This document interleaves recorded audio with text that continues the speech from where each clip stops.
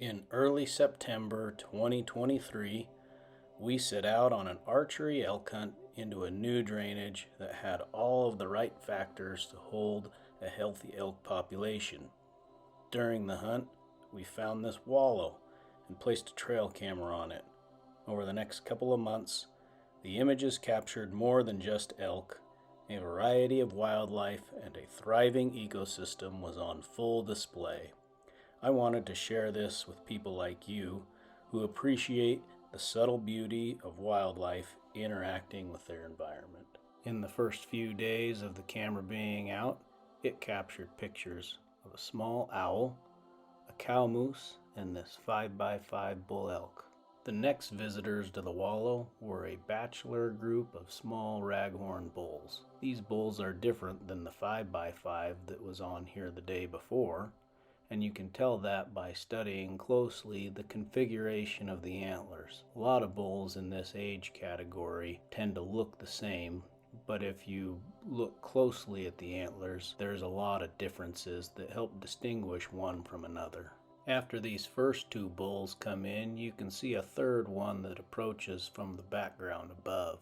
So in this instance, there were 3 different raghorn bulls that made an appearance. Roughly 45 minutes after the 3 bulls come into the wallow, another bull, a 4th bull, shows up, who I nicknamed Pretty Boy.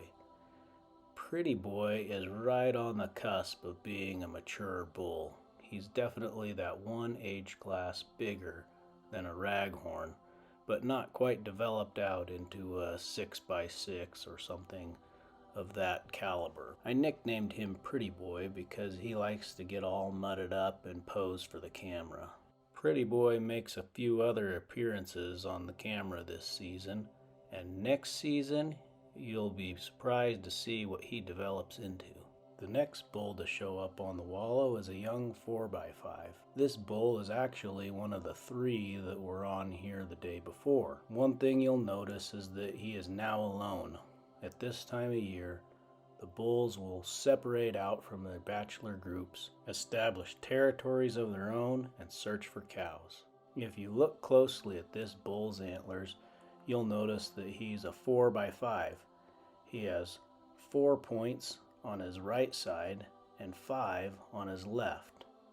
This bull I now call 45 left. Historically, I used to edit out all of the pictures of cows and calves and does and fawns because I didn't really feel like the information was valuable. I've since changed my mind on that, and I do feel that the pictures of the cows and the calves do provide value, and they provide context. Context is particularly important if you have several trail cameras in several different locations over several different years. After the initial excitement of going through the pictures and seeing the bulls on the camera, a person can go back and look at the cows and the calves and pick out minute details that have meaning. For example, the calf shows up at this wallow at 2:33 p.m. and starts splashing around. Then at 2:38, 5 minutes later, this bull shows up on the camera. Given that information, one of 2 things have happened here. Since this bull was by himself less than 24 hours ago, it might be that the splashing was what attracted this bull into the wallow.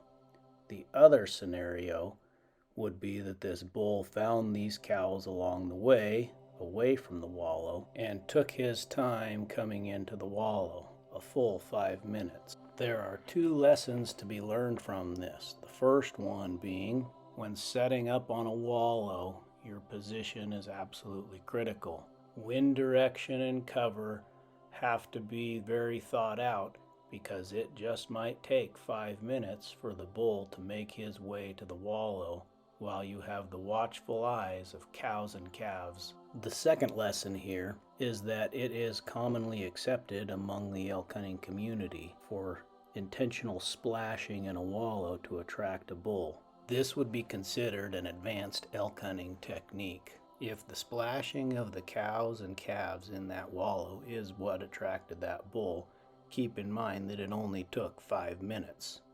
From that perspective, it wouldn't take long to bring a bull in if he's in the area. This next group of elk come in 48 hours later. As far as I can tell, this is a different group than was here 2 days ago.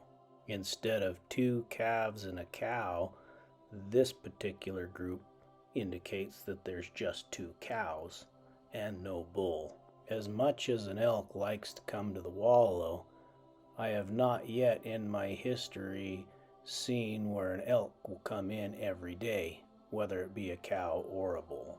If there happened to be some sort of pattern on when they show up at the Wallow, it certainly isn't on a daily timeline. While one cow vigorously splashes in the water, another cow gets comfortable rubbing up against the camera. This is a fairly common occurrence and can be remedied in a couple of different ways. You can hang the camera higher in the tree, or you can get a bear box. I have a couple of different cameras I run with a bear box, but this isn't one of them. And as you can see, it turns the camera sideways.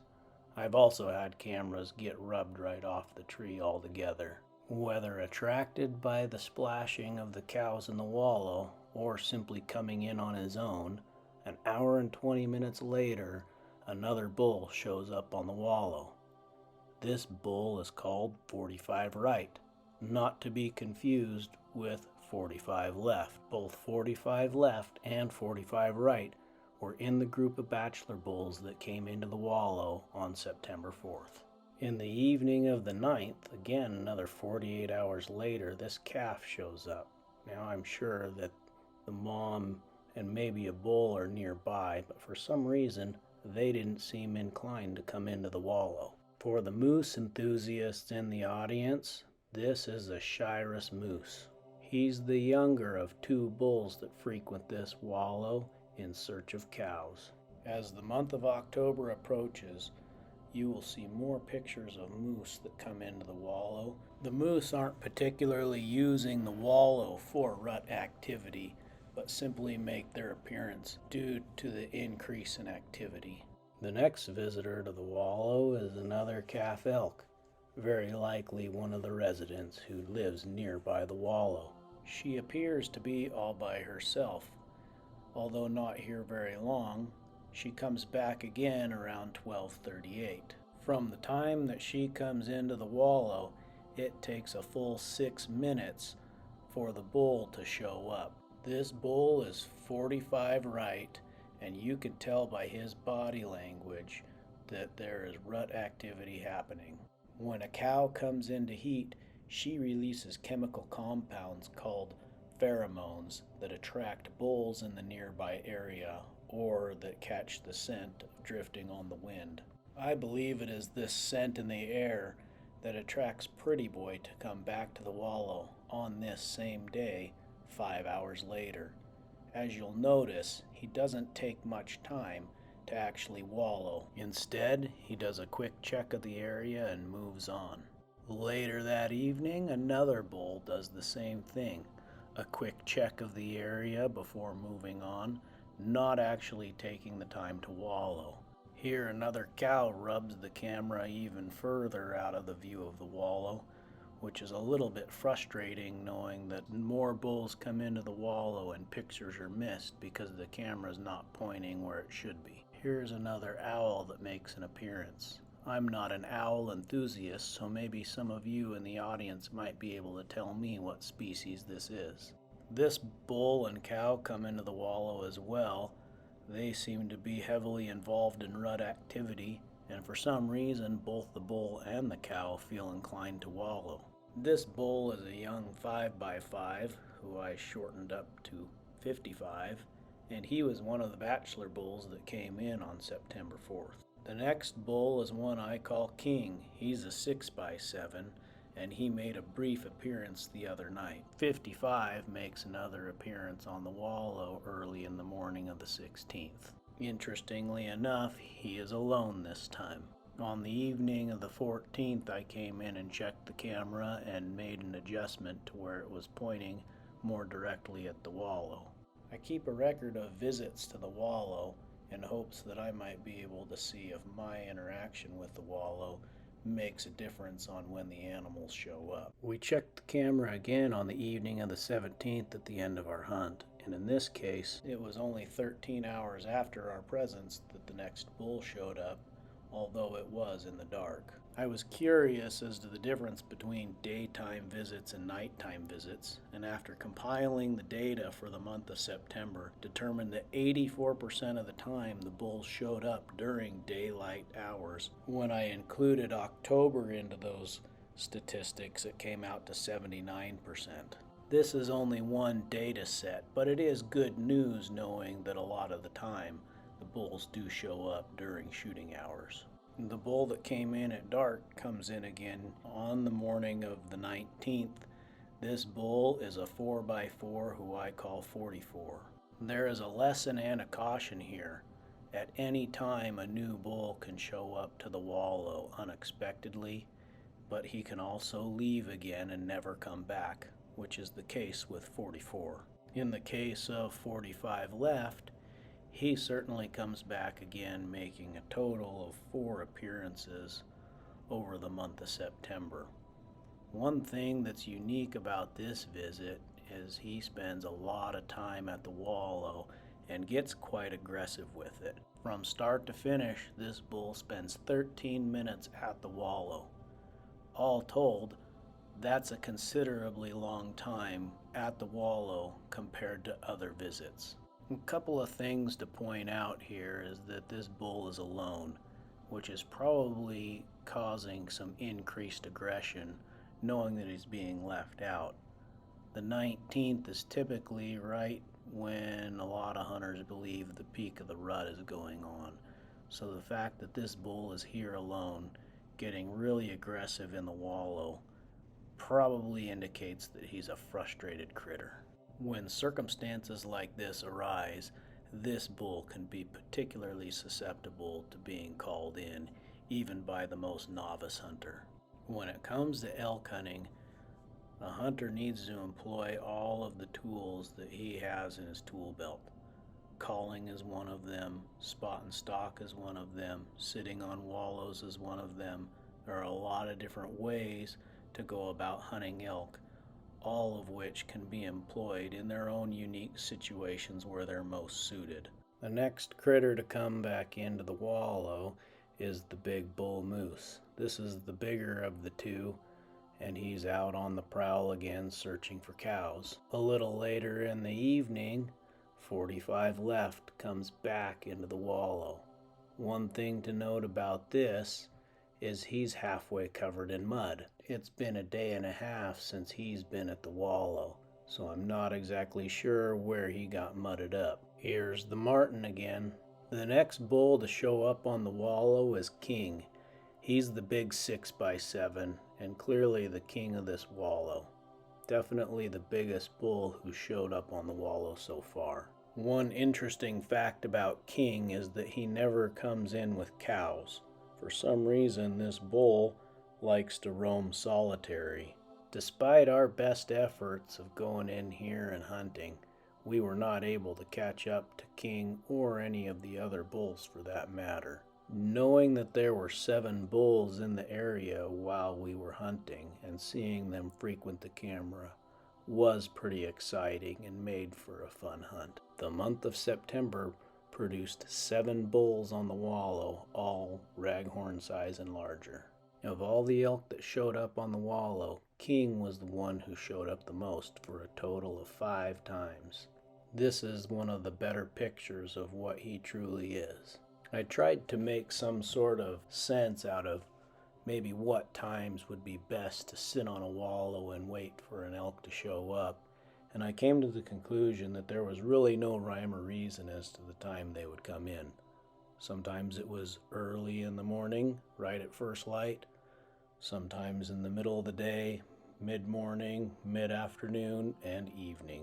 It was really across the board. The only comforting thing I found was that they were far more likely to come in during the day than they were in the night. For the bird enthusiasts in the audience, this is a pileated woodpecker, and he makes several appearances on the camera as well. This next group of elk that come in also have something to teach us. Again, these are cows and calves that come in and splash around in the wallow. Historically, I would have deleted these pictures because they were simply cows and calves. In this case, I'm especially glad that I didn't. The calves are the first to arrive at 10:09 and start splashing around. Along with the group is this spike bull, and he's pretty certain that he's the lucky herd bull. There's a lot of activity on this wallow, and this group leaves at 10:22 a.m. for a total of 13 minutes at the wallow. Similar to what happened earlier in September, all of this commotion on the wallow seems to have attracted a bull that was not originally with this group. 16 minutes later, at 10:38 a.m., King shows up at the wallow, not to actually roll in the mud, but clearly checking out what all that commotion was about. In order to capture this chain of events, you have to study the information strip at the bottom of the photos very carefully to look at the timestamps. The beginning of October is where a lot of tail-end rut activity takes place, but at this point in time moving forward, a lot of the elk activity on the wallow starts to slow down. The pileated woodpecker, the Canada jay, also known as the gray jay or whiskey jack, make their quiet appearances here at the wallow. The marten also quietly rummages around the wallow's edge looking for morsels and getting a drink of water. I like to include these pictures because I appreciate the variety of wildlife that come in and the interesting photos that show up while I'm going through cameras. Seemingly out of the blue, 45 Right decides to come back into the wallow on October 8th. This is a good example of the unpredictability of a bull elk. There's really no rhyme or reason as to why he would show up at this time. Clearly no cow or calf activity splashing in the wallow. Not a whole lot going on, period. But for some reason this bull shows up and starts splashing in the wallow. So I wanted to talk a little bit about the difference between September and October as far as bull activity on the wallow. In September there were 19 showings. In October there were 5 showings. In total there were 9 bulls that came into the wallow. 7 of them came in September. 2 of them came in October. Of the 5 showings that were in October, 2 of those were brand new bulls never seen before. The other 3 showings were bulls that had also appeared on the wallow during the month of September. Keep in mind this is one data set, but these findings are generally normal from my experience of elk in the elk woods. So if there was a lesson to be learned or something to take away from this knowledge, is that in the month of September you have a pretty decent opportunity to sit on a wallow, hunt nearby a wallow, and expect there to be activity that is worth your effort. During the month of October, especially the second half of October, typically when there's a rifle season going on, sitting on a wallow is probably not the best use of your time. Now, it would be one thing to take a break near a wallow or do a calling sequence, maybe splash around in the wallow, but to sit there long term and expect action to take place naturally on its own, I think that there's better uses of your time. So I'd like to hear from you. Tell me what you like about this video, if you like all the hunting tips and knowledge that I drop in here, or if you'd rather just see the pictures. And if you like the pictures, let me know what your favorite picture is. I'd be interested to hear what you guys as viewers like to see, and I'll be able to provide more of that. And also, if you see something in one of these photos that I've clearly missed, take a screenshot, put a circle around it, send it to me. I'd love to see what you caught that I missed. Getting back to the pictures, this next visitor has been on film before, but these are some great daytime pictures of this big bull moose that shows up on the camera. A few hours after this bull comes in, a cow comes in. The first 2 weeks of October tend to be the moose rut, so I can see why these two might be hanging nearby. Unexpectedly, a couple of mule deer show up on the wallow. I was surprised not to see any deer in the month of September, but maybe this is just in that middle ground between their summer range and winter range. The final bull to show up on this wallow is a 5x5. One thing you'll notice about this bull is that he's got a tiny little crown point that's just ready to get started, coming out between his fourth and his fifth on his right side. This is one of those unique antler variations that helps me to distinguish one bull from another. Another interesting thing is that this point that distinguishes him will show up in the 2024 season, so that I can tell that this is the same bull that showed up both years. One of the final things I wanted to talk about during this video is the moon phase at hand while these bulls were coming into the wallow. The moon has 8 phases and it goes in a counterclockwise fashion. The phase right after a full moon, but before the third quarter, is called waning gibbous. This was the moon phase that had the most appearances. Out of the 24 total showings, 10 of them came during the waning gibbous moon phase for a total of 42%. The next most common moon phase while the bulls showed up was the waning crescent, which is just a sliver of a moon before there is no moon at all, which is called a new moon. There were 7 total showings during the waning crescent for a total of 29%. Between these 2 moon phases, that accounted for 70% of all the showings. Now, I wouldn't go so far as to say that this is a pattern, but I did find it interesting that these showings were all grouped together in just a couple of moon phases. I've never actually taken the time to study the showings of elk on a wallow versus the moon phase, but now that I have, I'm particularly interested. I plan to continue this study to see if the trend continues or if the concentration of the showings on this camera are just an anomaly. One thing is for certain, and that is that there's always room to learn and grow when it comes to studying elk in the woods. In 2023, the last elk to show up was on October 23rd until the following spring, and the moose a little bit later, and then winter set in. Thanks for watching. I appreciate it. Well, glad to see you're still watching. Over the years, I've had a lot of people reach out, ask me questions, and I've always found that quite rewarding, especially if they end up venturing out on their own and finding some success of their own. And really, they had it in them all along. They didn't really need me there to tell them what to do, but a little bit of encouragement and some direction on how to get started and how to have confidence is really all they needed. And if that happens to be you, where you need a little encouragement, confidence, something to make sure that you feel like you're on the right track and heading in the right direction, or maybe you need a little more help than that, that's fine too. Reach out, leave me a message, send me an email, shoot me a call, look me up however you can. I'm not that hard to find, and let's chat. And if I can help you, great. If not, that's okay too. I like to get to know new people and share this passion of elk hunting in the outdoors and everything that goes with it. So don't be afraid, don't be bashful. If you need help, if you want help, hit me up.